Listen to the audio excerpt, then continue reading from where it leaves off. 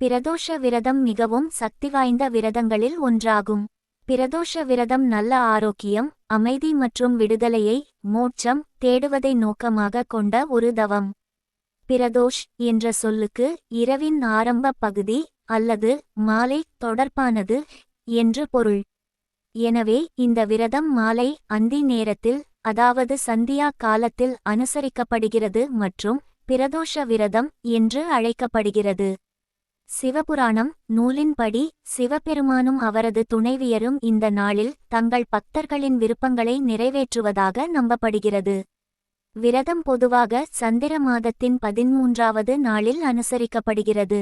7 பிரதோஷங்களில் சனி பிரதோஷம் சனிக்கிழமை அன்று பிரதோஷம் வரும்போது மற்றும் சோம பிரதோஷம் திங்கட்கிழமை அன்று பிரதோஷம் வரும்போது மிக முக்கியமானதாக கருதப்படுகிறது. அனைத்து புராணங்களிலும் மிக பெரியதுமான ஸ்கந்த புராணம் சிவபெருமானின் புகழ்பெற்ற கதையை விவரிக்கிறது. கடலில் இருந்து வெளிப்பட்ட விஷத்தை குடித்து அவர் பிரபஞ்சத்தை எப்படி காப்பாற்றினார், அதுவே பிரதோஷ விரதத்தை கடைப்பிடிப்பதன் பின்னணியில் உள்ளது.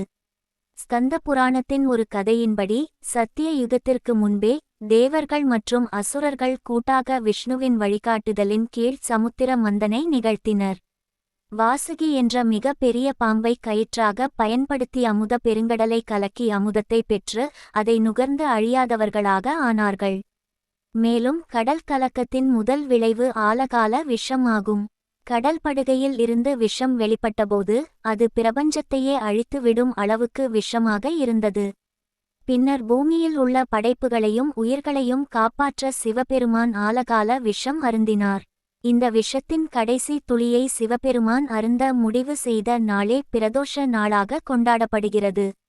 பிரதோஷ விரதத்தின் முக்கியத்துவம் பற்றி பார்க்கலாம்.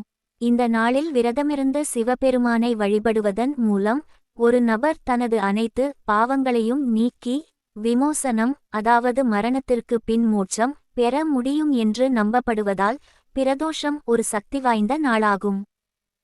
பிரதோஷ விரதத்தின் முக்கியத்துவத்தை ஸ்கந்த புராணம் அழகாக விவரிக்கிறது. சிவன் கோவிலுக்குச் சென்று பிரதோஷ காலத்தில் ஒரு தீபம் ஏற்றினால் போதும் மகாதேவனை மகிழ்விக்க. இந்த மங்களகரமான நாளில் பக்தியுடனும் நம்பிக்கையுடனும் விரதத்தை கடைப்பிடிப்பவர்கள் மனநிறைவு, ஆரோக்கியம் மற்றும் செல்வத்தை பெறுவார்கள்.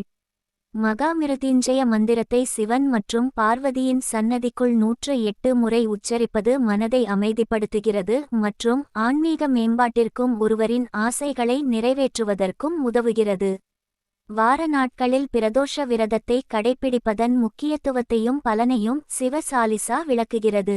திங்கட்கிழமையில் வரும் பிரதோஷம் ஒரு பக்தருக்கு நல்ல ஆரோக்கியத்தை தருகிறது மற்றும் அவர்களது விருப்பங்கள் அனைத்தையும் நிறைவேற்ற உதவுகிறது. செவ்வாய்க்கிழமையில் வரும் பிரதோஷம் பல நோய்களை குணப்படுத்தி நீண்ட ஆயுளை பெற அருள்புரிகிறது. புதன் பிரதோஷம் விரதத்தை கடைப்பிடிப்பவரின் விருப்பங்களை நிறைவேற்றுகிறது.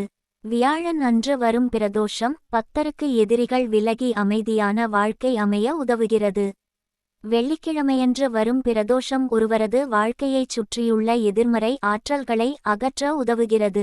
சனிக்கிழமையன்று வரும் சனி பிரதோஷம் மிகவும் மங்களகரமானது என்றும் இந்த நாளில் விரதம் இருப்பது மகிழ்ச்சியான மற்றும் மகிழ்ச்சியான திருமண வாழ்க்கை, சிவன் பார்வதியின் அருளால் குழந்தை இல்லாதோர்க்கு சந்ததி போன்ற நல்வாழ்வை தருவதாகவும் நம்பப்படுகிறது. ஞாயிற்றுக்கிழமையில் வரும் பிரதோஷம் வாழ்வில் எல்லையில்லா முன்னேற்றத்தை தருகிறது.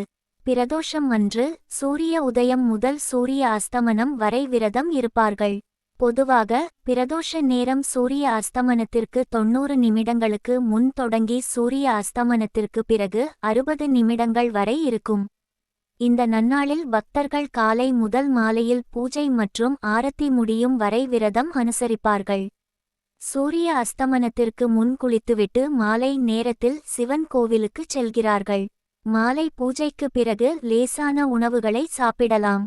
சிவபெருமானும் அவரது துணைவியும் இந்த நாளில் அவர்களின் கருணை மனநிலையால் ஒரு பக்தரின் அனைத்து விருப்பங்களையும் நிறைவேற்றுகிறார்கள்.